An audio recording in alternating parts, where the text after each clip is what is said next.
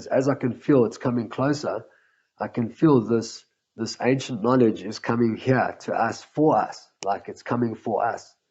And the three of them are coming together to share all the different wisdom, the songs, and the plant medicines with South Africa's community.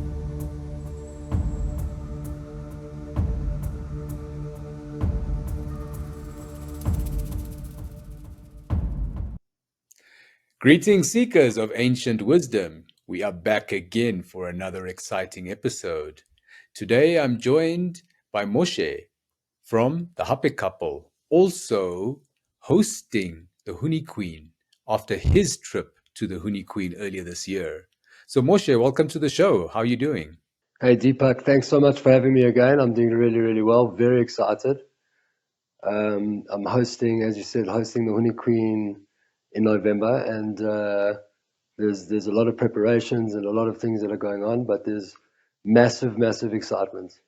You know, I'm actually very excited as well because I covered your journey to the Huni Queen. You know, we did a podcast together before you went to the Amazon on this amazing journey. And then we did another podcast when you came back. So I got to really chat to you in depth, you know, about the trip before and after. And we also had a few chats, you know, outside of the podcast about this wonderful trip that you did. So when you told me that the Huni Queen are coming to South Africa, and not just coming to South Africa, they're coming for a special service that they're providing to the community. So I'm so excited to hear about what they're going to do and what is their intention, because it's like a lovely exchange that you guys have done. You've gone there, and now someone from the Huni Queen is coming here to sort of experience our culture as well. So yeah, it's an absolute blessing. Just for if any viewers that are only seeing this as the first podcast for the first time. So I had a very special month in the Amazon jungle with an indigenous tribe called the Huni Queen, and the intention of that journey was really to do a lot of my own self work and healing on myself, and also to learn whatever they were willing to share with me or whatever information they were willing to teach me. And what really happens is a deep bond and connection and exchange happened between us where they actually saw, wow, there was this interesting dude from South Africa, and I saw, wow, there's this tribe that accepts me no matter, like, exactly as I am, how I am, with what I've got, you know, as it is. And not to make me one of their tribe, but rather to teach me about whatever medicines and healing they have. So that has culminated into them coming now to South Africa. Um, I believe the young chief has been to South Africa before, but this is his first time in Johannesburg and in Gauteng and surrounding areas. And so he will be coming with, he is Chai Chana Yube. The word Chai basically means friend. Friend, that's how they refer to each other, as a Chai. So Chai Deepak, Chai Moshe. So Chai means friend. Chana is, from the Huni Queen, a person who has been able to learn and is now a custodian of their ancient songs and all their melodies, which are songs and melodies, but are also frequencies and healing frequencies that come from the Amazon jungle, and that are um, that are directly and originally from the Huni Queen. So a Chana is the one he has now gained the full wisdom of these songs, and he carries them within him. So his name is Chai, friend Chana, carrier of this ancient wisdom in song, Yube. And he is a young chief that's stepping in. He's from the new generation, the younger generation of the Huni Queen. His father is the chief of the Nuvo Futuro village, which is in the Amazon jungle. And he is coming through with his wife. Her name is Chai Rani. And Chai Rani's younger sister, who I believe is 16 years old, lived and has always lived in the village in the Amazon jungle. Chai, Chana, Buka, and the three of them are coming together to share all the different wisdom, the songs, um, and the plant medicines with South Africa's community, and hopefully the intention is to obviously uplift and allow people to access healing in a safe way that is transformative, and that allows them to that it's empowering healing, where a person can work with these kind of plants and these medicines which have ancient, and thousands of years and ancient history, to work, and people can work with it and actually empower themselves instead of getting caught into another medication or another. So it's a different option, and it's really really exciting, because really the wisdom that they carry and the way that they carry themselves, the way they behave, the way that they serve medicine, the way that they understand nature, that's a medicine on its own. So just being around in the company of people that have grown up in nature and have always been in nature and have actually depended on nature for everything, for hunting, for healing, for all the different factors in life. So it's a real blessing. There's a lot to be excited for, and yeah, it's happening. It's happening, and it's happening very soon. So the one thing I really appreciate, about the Huni Queen is like you said, their connection to nature. They live in nature and they're not confined to our Western way of time, of days of the week, months of the year. For them, nature speaks to them. Is it raining? Is it sunny? Is the river high? Is the river low? Is there animals here? What are the plants doing? That's what's important to them. They don't care what day of the week it is. Like, what time is it? Is there some email to send? They've got no worry about that. They're really honed in to the natural rhythm of the earth, and I find that so fascinating because we're so disconnected. We're living in these houses. We're talking on tech here. We have water coming out of our taps. We're so disconnected from nature, and we're living in this rigid time system. Now it's Sunday, tomorrow's work. I have to take my daughter to school. My wife goes to work. We've got all this rigidity disconnecting us from Earth, disconnecting us from Earth's natural rhythm. And the reason I bring that up, because the medicines that the Huni Queen deal with are, like you said, ancient, old medicines, been around for thousands of years. And the Huni Queen are one, I would say, with these medicines because they've been using them and have a deep understanding of this medicine, and they also the preparation of it and how they go and find it. But some of the medicines, like ayahuasca, for example, which I want to discuss, has become very popular. There's ayahuasca retreats left, right, and center. If you go on YouTube or you go to Google, you'll find thousands of websites about ayahuasca. But I feel the modern ayahuasca has lost that connection to nature, and they're sort of just dishing it out as a quick little money grab or a quick thing to help people, but without that deep understanding, appreciation, and respect for the plant. Because if you use ayahuasca the wrong way, it can actually go wrong, I would say, because it's a very powerful plant, very powerful, potent chemicals, compounds in there that can do a lot in the body. So, do you want to comment on that? Yeah, absolutely.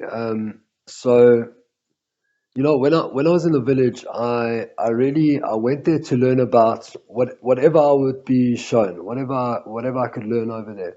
And ayahuasca was one of the plants that I learnt about. I walked with the village, about 7 or 8 of us. We went on a boat on the Upper Judea River for a couple minutes, maybe like 40, 50 minutes on a boat, and then we walked off onto this onto the shore, and then up this like muddy slush mud type little hill until we got into this open vast land, and then we walked through like It looked like a massive field, like probably 4 or 5 soccer fields together of just open land. And then eventually we got into the part of the jungle, and then we walked for like probably 15 kilometers, 18 kilometers, somewhere around there, through rain and through all different. And eventually we found this vine that was now just shooting out of the ground. So the vine is called the Banistropus carpi vine. And the vine grows naturally in the Amazon jungle.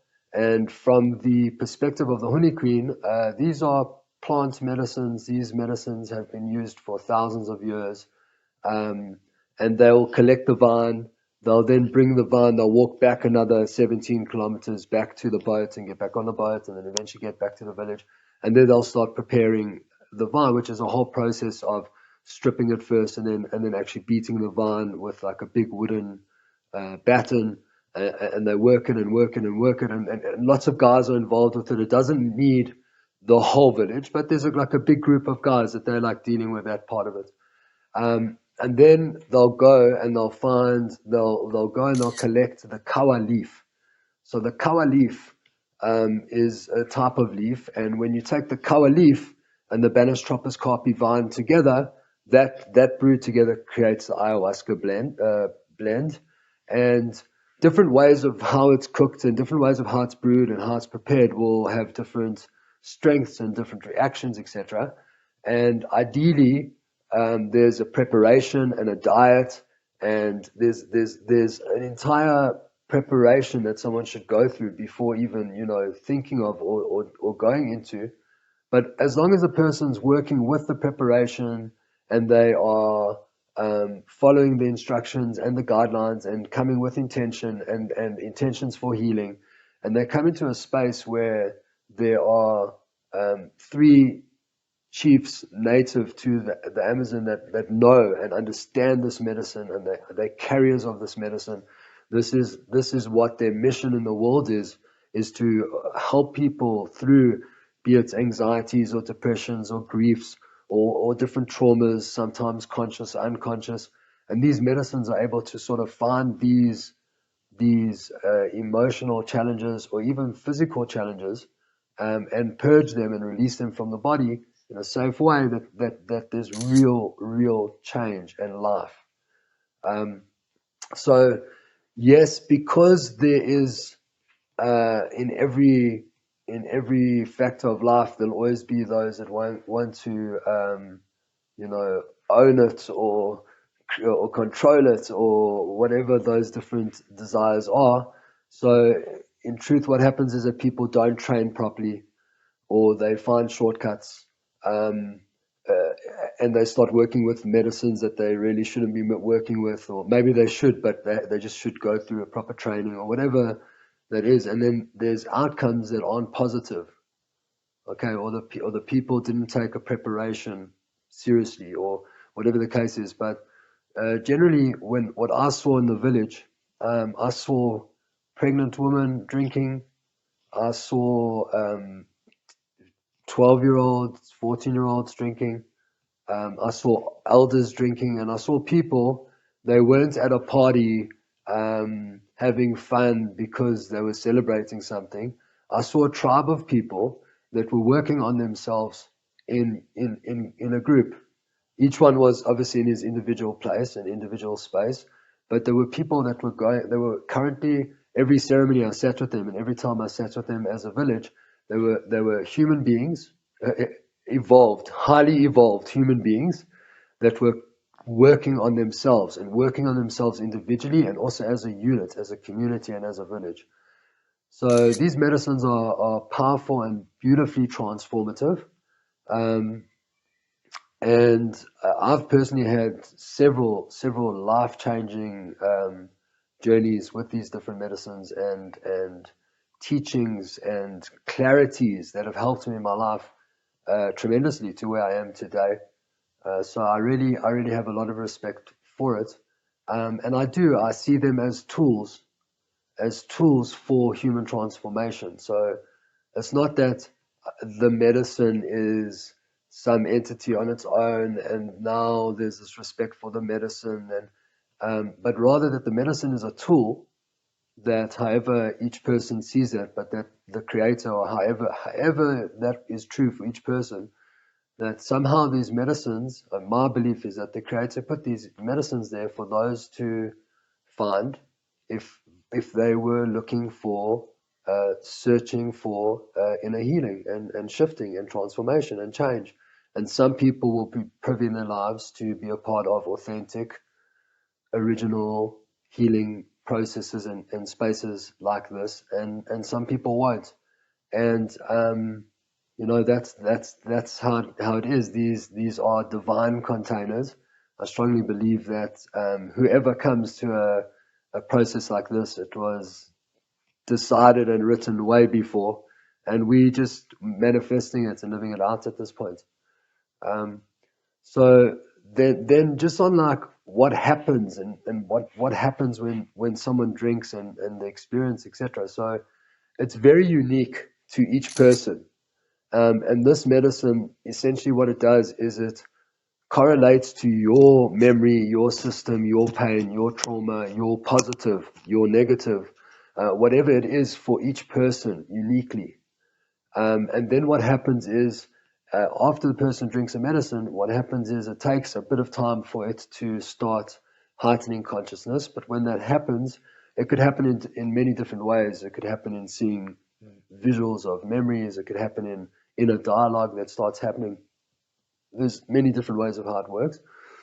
But essentially what happens is, as it builds up and builds up and builds up, the medicine will at some point, it will start to show the person within themselves um, some darkness, impurity, some unresolved emotional uh, feelings or traumas.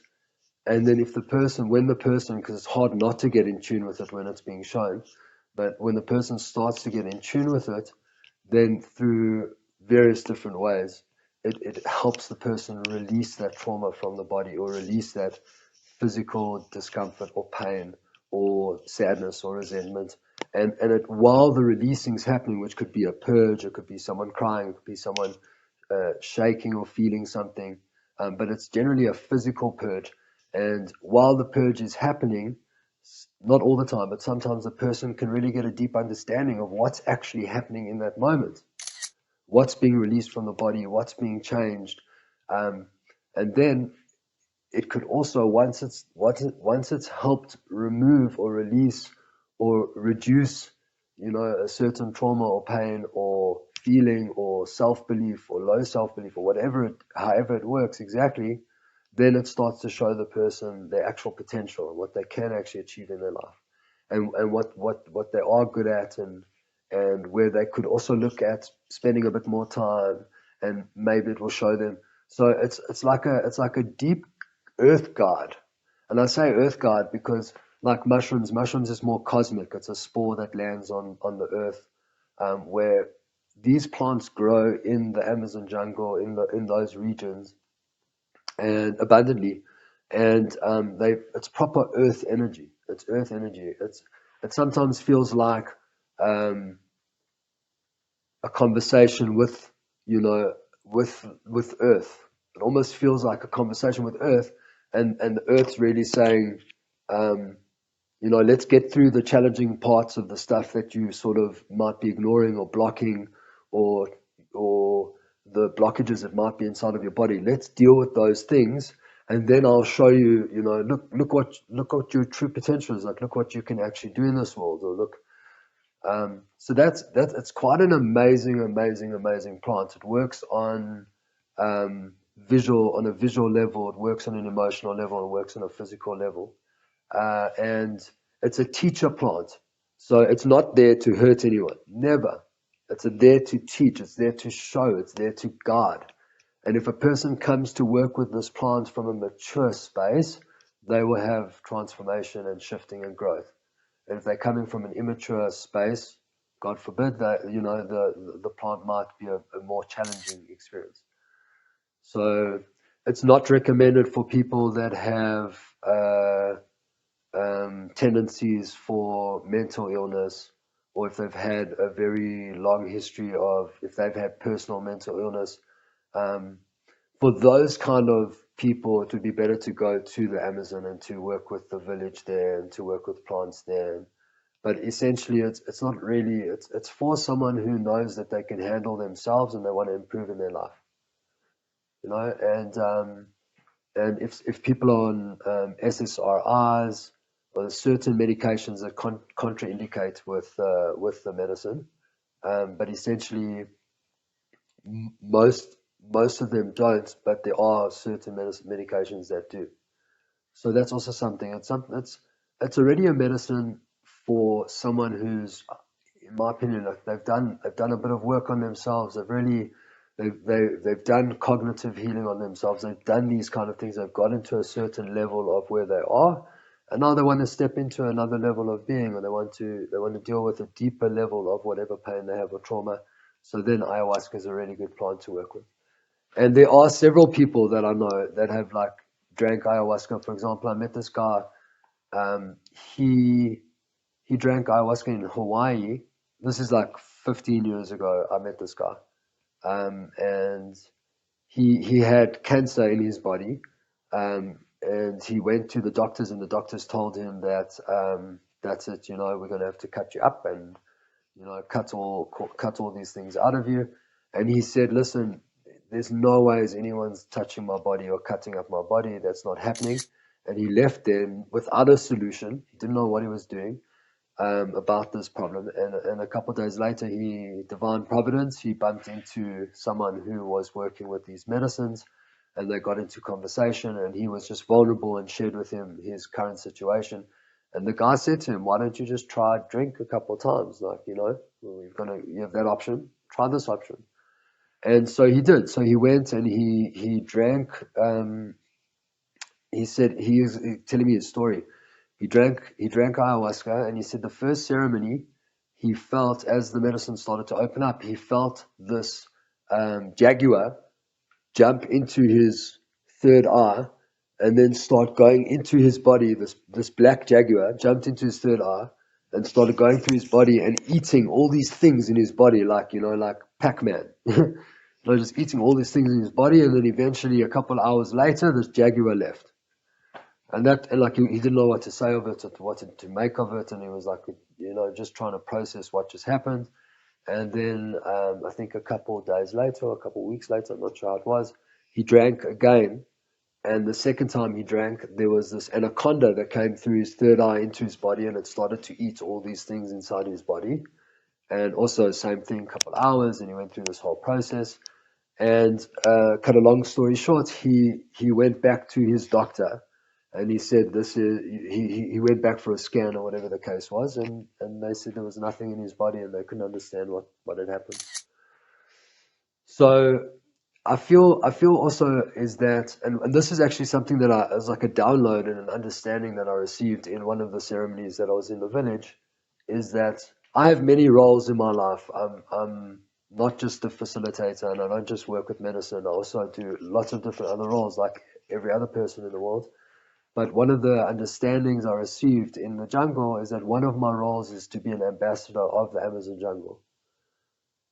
And an ambassador of the Amazon jungle is to actually clarify the truth of how these medicines work, and the truth of how it's served, and how it can benefit humanity, and how it can transform and uplift people if it's worked with correctly. And this whole fear aspect of these medicines, and that's why I went there, to see for myself. But it's a fear aspect. That's what it is. And the difference between fear and courage is the one with courage is able to walk through his fear or her fear, and get to where they want to get to. But both someone who has fear and someone who has courage both feel fear. So what I'm really saying is that there is a fear of this unknown of medicine, or even if someone's drank before but they had a bad experience because they worked with people that weren't really trained, or didn't really know how to work with these medicines, or it wasn't from a place of ego, etc. And unfortunately, there is a lot of that. But when sitting with true custodians, not one, two, but three, who come from this land, and this is what they've come to share, and they are here for upliftment, and they're here for good, And as well, I really honor my name and my reputation. And it's taken me a long time to find and to meet, and also for it to happen organically, but people that I trust and that I can see have integrity. And one of the things that I really liked about this specific village, but about the man that I work with, the young chief who's coming now to South Africa, Chai Chanayube, is I stayed in his village with his family. I stayed in his mother's house. I stayed basically in his house where he grew up as a kid and all of that. They made space for me there, and I had my own room. And basically every day what I witnessed was Chai Chanayube and his wife, their two kids, okay, then Chai Chanayube's mom and dad, his wife's mom and dad. So the whole unbroken, but a whole family unit, and then the rest of the village and their family, and the rest of the village and their family, and the rest of the village and their family, and the rest of the village and their family. So when I say integrity, I don't just mean someone who says what they do what they say and they say what they do. I mean they live with integrity. They are honest people and they are doing good in the world, and they have all this knowledge. And it's a blessing. I've been thinking about it every day that it's getting closer to the launch of these healing processes. I'm actually getting this excitement. I'm like this deeper excitement, because as I can feel it's coming closer, I can feel this ancient knowledge is coming here to us, for us, like it's coming for us. So it's a real privilege. It's really an honor, and I just want to say, I mean, is that we are inviting and welcoming those who feel a calling to this work, and those who feel a calling to work with these medicines authentically. Um, and we welcome all people, no matter what your background is, no matter what your pain is, no matter where you come from, what your belief structures are. Your all of that is respected. You will be respected, and you are welcome.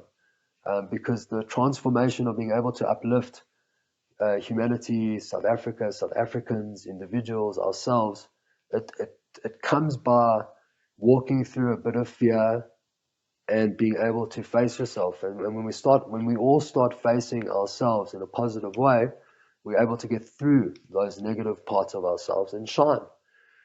And that's basically what all this work is about. This work is about being able to let go of it could be trauma, it could be pain, it could be low self beliefs, it could be ways of being, and this medicine is able to, it's a tool to be able to release these things so that you can shine, more, and you can shine more, whatever that is true for each person. So that's really what's coming. They're also going to be working with Sinanga, which is an eye drop. It comes from the Tene Montana undulata, which is a type of shrub or bush that's grown in the Amazon jungle. And they take this root and they sort of carve off all the bark, and they cook that for a period of time. And that becomes an eye drop, and it's an eye drop that helps with ocular disease. So it actually helps with stars and improves. It's not a magic bullet, but it slowly improves eyesight, etc. But what it also does is it opens up and it does a healing for the third eye. So it's like visuals, memories, that kind of stuff. Things that are erratic and not smooth within the mind, just sort of moves that energy out of the body. So they're going to be bringing Sinanga and Hape or Rape, which is a shamanic tobacco snuff that's also used for balancing the system and for grounding and for opening up the crown energy center, and for sort of cleansing the pineal gland, decalcifying the pineal gland. So it's got several healing potentials. So they work with varieties and different types of hape, and different plants that grow in that area go into these different types of hape. So it's also a beautiful medicine. Um, and then they're also going to be bringing Cambo, which is the frog medicine, and it's also a very special experience to receive Cambo from a person that comes from where the Cambo is from, and who's worked with this frog for thousands, in his lifetime, not thousands of years, but his entire life. but from a wisdom that's come from thousands of years.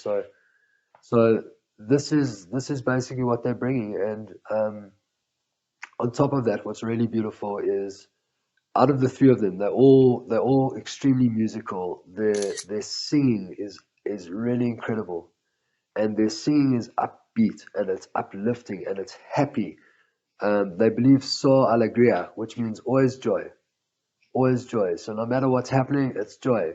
So yes, we drank this medicine and it's tough, and I have to look at myself and I'm feeling now a bit nauseous, and but the way that they're holding the space is with joy, and it's with the intention of joy and with the strength of joy. So there's a deep uplifting energy from the songs, and again, these are not just songs.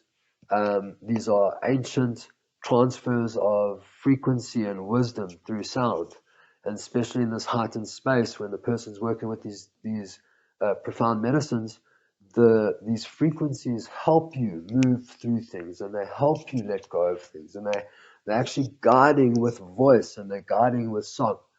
So they generally start the first couple of hours with chants, and it's the powerful masculine of Chai Chalayube, and then the powerful feminine of Chai Rani and Chai Buka.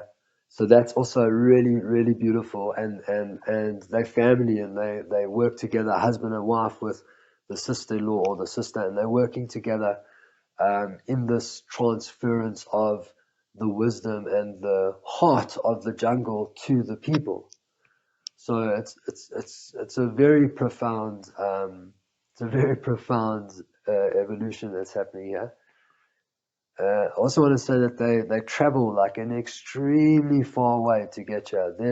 There's jungle shortcuts if people wanted to go to the jungle, but they don't live in the shortcut areas. They live like really, really, really far.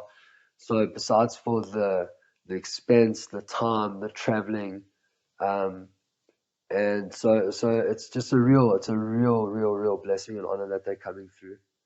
Their work is beautiful, and their intentions are beautiful.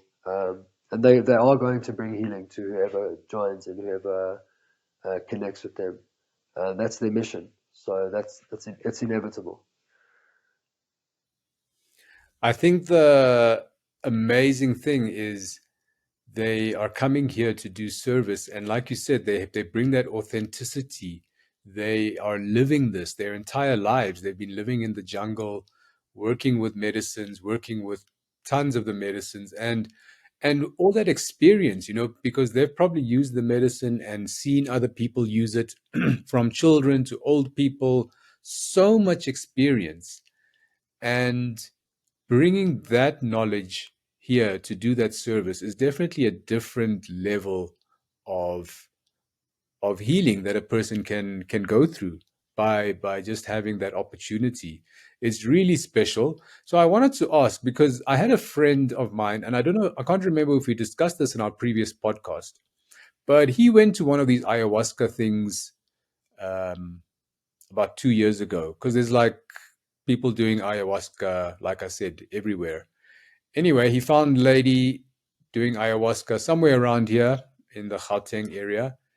And this friend of mine has done no spiritual work his whole life. It was just a fad. Everyone's doing ayahuasca, so I should also do ayahuasca. It was that type of attitude. Anyway, he went for the ayahuasca retreat the weekend. He drank his ayahuasca, and he basically said nothing happened to him. It was just a boring night. This lady was singing music and had a bonfire, and nothing happened to him whatsoever. He felt like he got he got a placebo.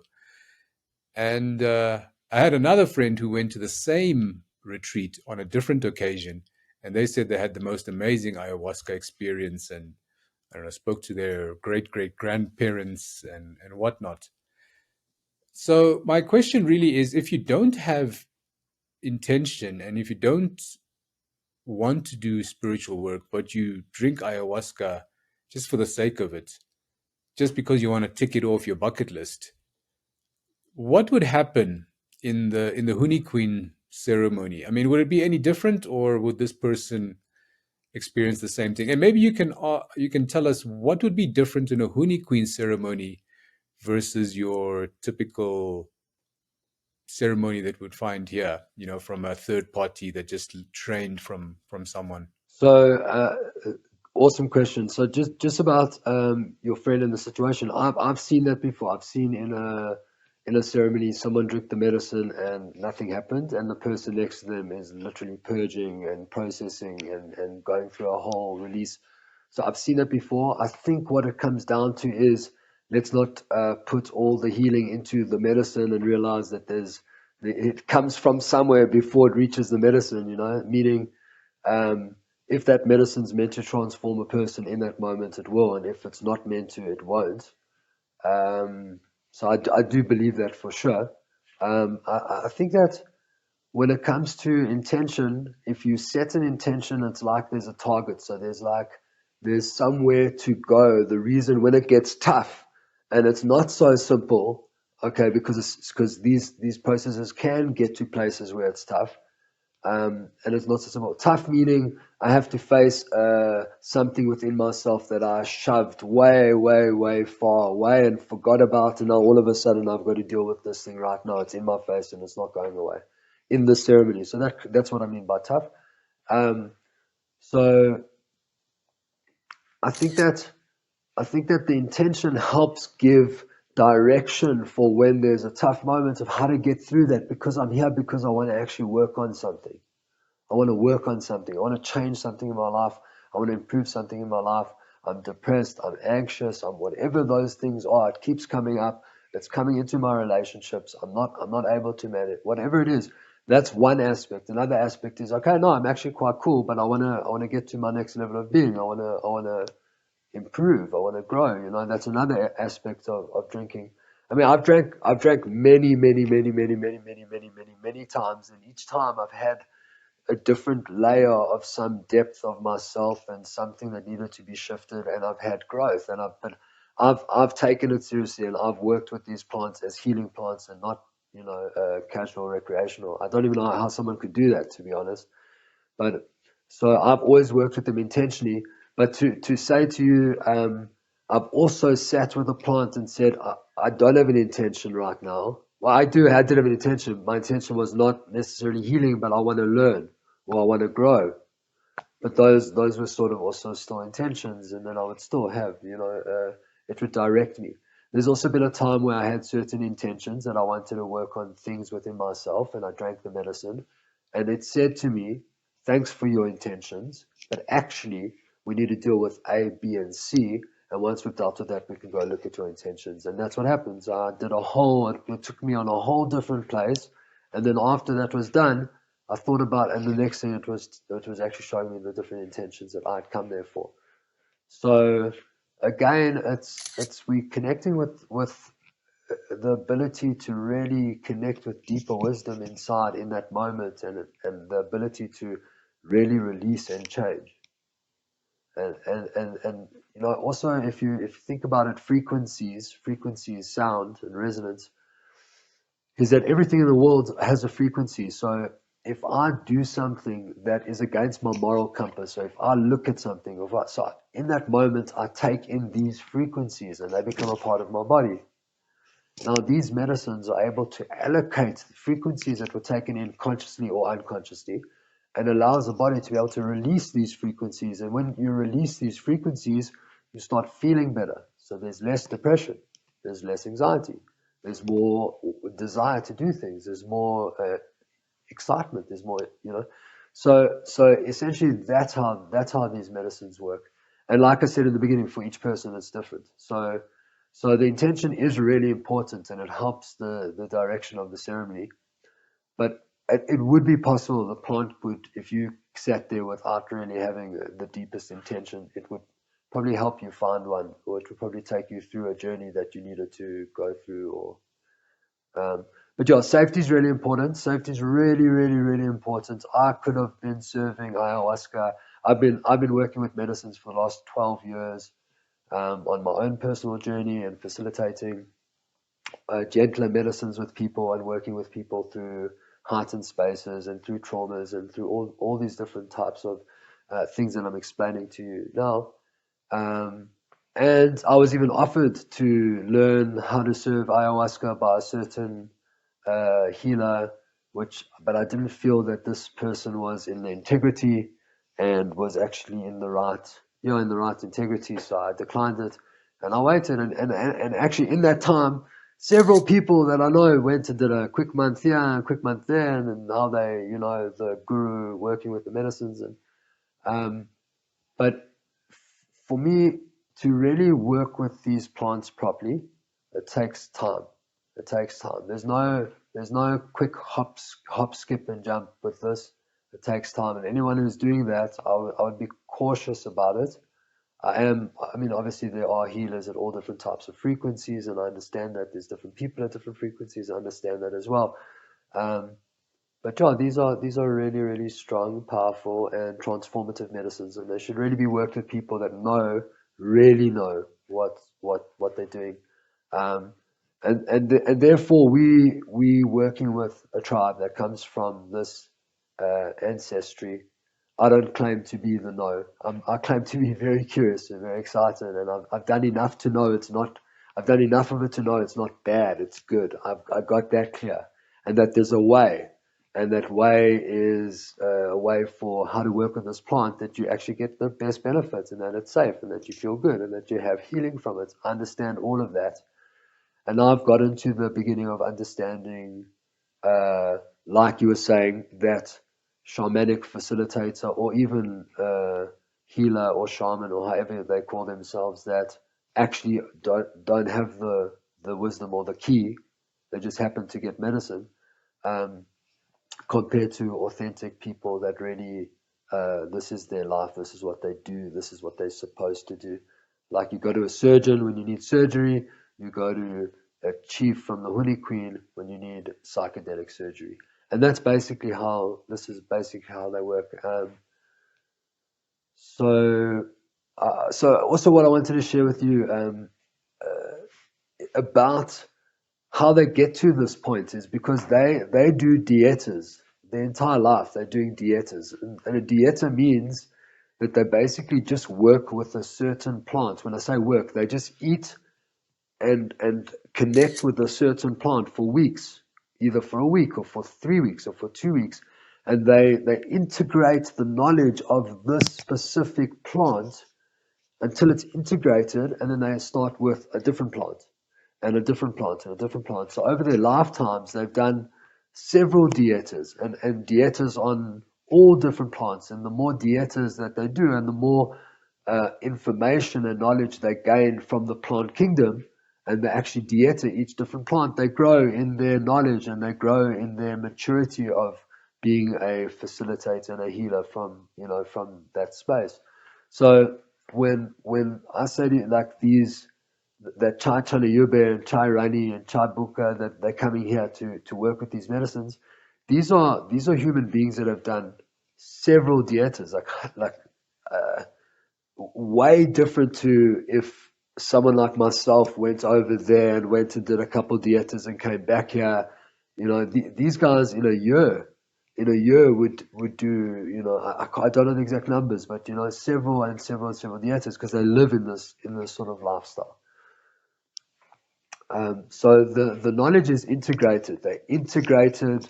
They're ready. This is what they do. This is their mission in the world, and they're coming. So that's what's really exciting. And then just about Chai Chaniyube, he's really an incredible human being.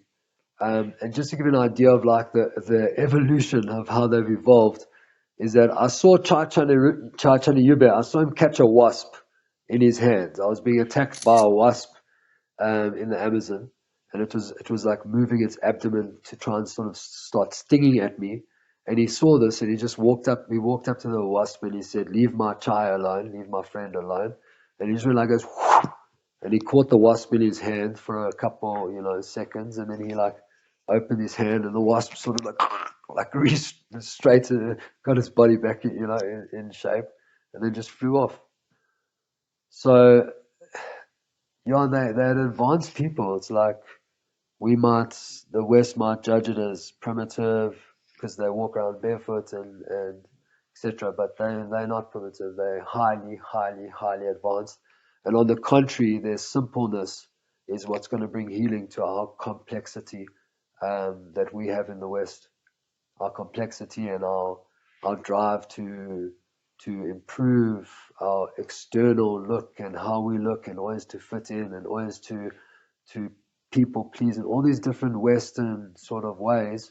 They bring a completely different way to that. They bring unity, they bring joy, they bring tranquility.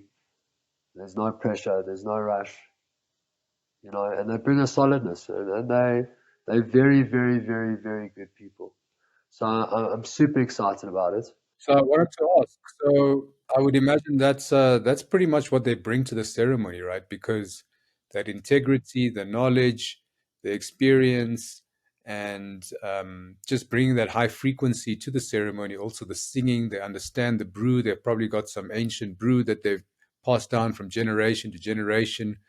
So the way that they make the ayahuasca blend is very unique, very sacred, and then everything that surrounds it, from the character of the people, the facilitation, the energy, the music, the singing, just the understanding, the space holding, it's all completely different, and it comes from thousands of years of knowledge, of practice, of continuous use. And that's really what they're bringing to South Africa. It really is very special. People watching this podcast, I hope you appreciate what is happening here. This is not something that happens every year. This is a very unique, special thing that we are able to appreciate and experience and be a part of. And it's such a special time. So, Moshe, yeah, I mean, anything else you wanted to add about the trip? I know you said there's some special space now that we found a sacred space around Gauteng somewhere that's going to become a healing space. Maybe you want to talk about that, and anything else about the Huni Queen you wanted to mention. Yeah, absolutely. Thanks, Deepak. So yeah, the venue is also, it's like just absolute divine providence, synchronicity, all these different. It's like almost an emergence that's busy happening, because um, I could never have planned this or thought this out myself. It's like just unbelievable. I'm literally just riding a wave. I'm stuck with my passion, and I'm riding a wave, and somehow it's all coming together. So at the same time that I spoke to the chief, and he said to me, "Yeah, time to come to South Africa. I'm ready to come, and we coming." I said to him, "Great. So I'm going to need a place for hosting him." Wow, like just wow, what an opportunity! And this is so incredible. And I just know the healing that I received when I was in the jungle from the processes there. I mean, if people could get a fraction, a half of that, to come here, like wow, what a blessing for everyone. So I was very excited about that. And at the exact same time, a friend of mine that I hadn't seen for 18 years, we were at school together, we grew up together, we were very naughty together, we used to jowl together. We were like absolutely connected brothers. And at some points, our journeys went different ways.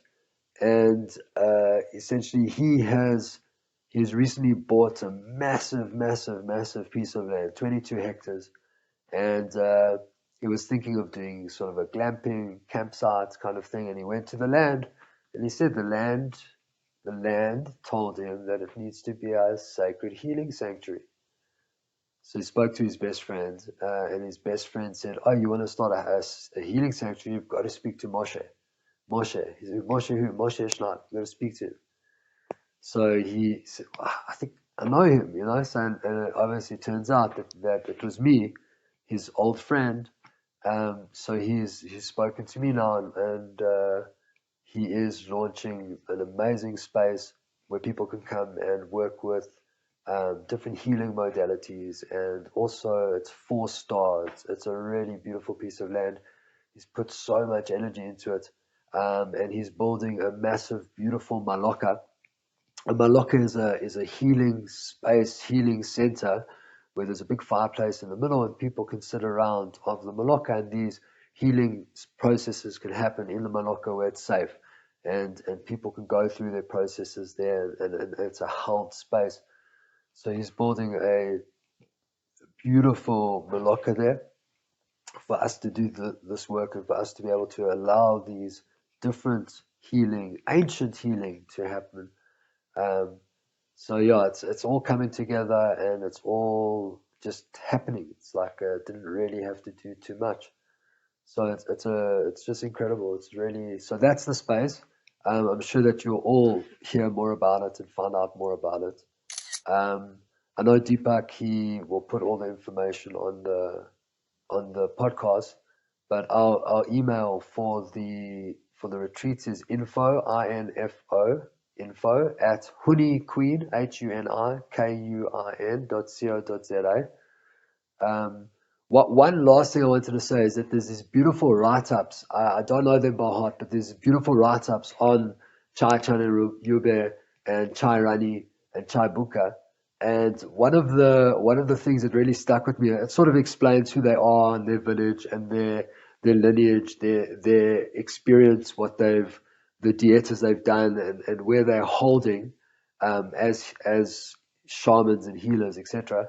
Um, but Chai Chana Buka, who's 16 years old, basically what it explains about her, and I just absolutely love this. It says that she taught herself how to sing and how to play guitar at 6 years old. Now think about that. There's this little girl who's in the Amazon jungle. Okay, now obviously there was a way that a guitar got to her, right? Because the Huni Queen they play a lot of guitar and they love the guitar and it's a very uplifting their music with guitars is incredible. So it says that she learned to play guitar at 6. She taught herself how to sing and how to play guitar at 6 years old, and she hasn't put down the guitar ever since. Okay, so I wanted to just express that in my time in the village, in my time in the village, there was there was seldom time where I couldn't hear from the background, far somewhere on the other side of the river or from the forest, but I could hear Chai Chanabuke, I could hear her playing this guitar, strumming it and singing these chants, these songs, you know, praising, because that's what these songs also, they're like prayers, and praising, you know. So yeah, I think it's going to be a really, really, really powerful process for people, and especially for those, like, first of all, for facilitators, people that are working with plant-based medicine, even if you're serving ayahuasca, if you're serving these different medicines yourself, there's no judgment from us. We have to serve this medicine. But it's a place for facilitators and for people to come and to grow and to do their work and to be able to do their healing. Um, and there's something for everyone. If we're offering a retreat, which is a 3-day retreat where we'll have 2 ayahuasca ceremonies in that retreat, and then there's all other medicines and processes that the Huni do within that time. There's also individual curation, which they do with each person who comes for the retreat. So they'll have certain time with the person on their own and process them and work with them. So there's that offering, which is the retreat, and then there's one-nighters. So if someone can't come to the retreat for whatever reason, they can always come to just a one-night session. And a one-night session is not like a 4-hour session. It's pretty much a night session. So you'd arrive at the venue from, like, you know, 4, 5, 6 to settle in. Would start around 9, somewhere around there, and then would finish around 4 a.m. somewhere around there. And then people would have time to rest, a beautiful breakfast, etc. And then they would be able to go from there. So that's another option. And then they're also having a Cambo option where people can come in. If they don't want to do any of the other processes, they just want to come for Cambo, they can come just for the Cambo. They can receive Cambo in the morning, and then recover, relax, have something to eat, see that they're strong and good, and from there they can go. So we're creating it in a way that there's something for everyone, and everyone could try and get some part of this exchange and this energy with the Huni Queen. Um, Also, just to put it out there that what with all the energy that is exchanged throughout all these processes, this energy goes to the Huni Queen, and they are able to take back to their village and get whatever they need for the village, and extend their village and cut their grass and put diesel in their boats and whatever they need to do so that they can keep functioning there in the village. And that's why these are like symbiotic and relationships where they're able to come here, help people wake up, help people shift, help people release. And the benefit for them is that they are also able to go back to their village and they can have a little bit more food and they can have a bit more whatever it is that they need and they do need to keep doing this and to keep being that barrier between or that frontier between the medicine, the kingdom of the medicine and the kingdom of the human. So yeah, I'm going to say it one more time. There's a lot to be excited for. Um, yeah, also like we were talking before, this is for those who have a calling. Obviously, there's a limited space. We don't have an unlimited space. It is a limited space. So if you have a calling for this type of work, please reach out and get in touch with us. If you're on this kind of a journey and you're on the fence and you're not sure, reach out with us. If you're interested in coming but you're not sure you'll be able to afford it or whatever the story is, please reach out to us. If the work is from a true place, we'll always make a way to be able to make it work for people and for people to be able to do this work and to be able to heal and to change. Moshe, you have created this opportunity just by the work that you've been doing, for so many years. You have traveled to the Huni Kuin, you've interacted with them for a lot of time, I understand. But this trip this year, and through that,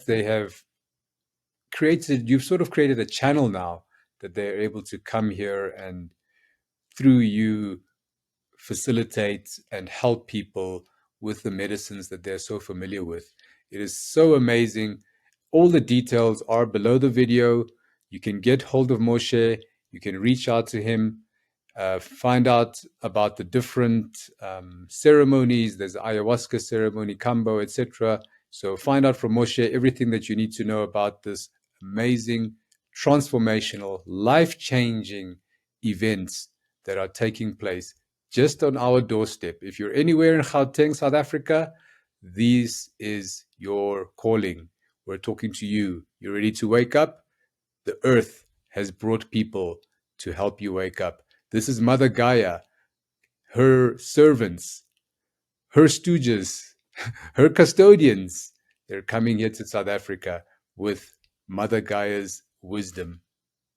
Moshe, we really appreciate your time, and I'm sure lots of people are going to get a hold of you to find out more about this amazing work that's happening. So Moshe, till next time, we have come to the end of our show, but till next time, we look forward to chatting with you. But till next time, have a wonderful time. Thanks, Deepak. Really appreciate it. Amazing. Ciao for now, everyone.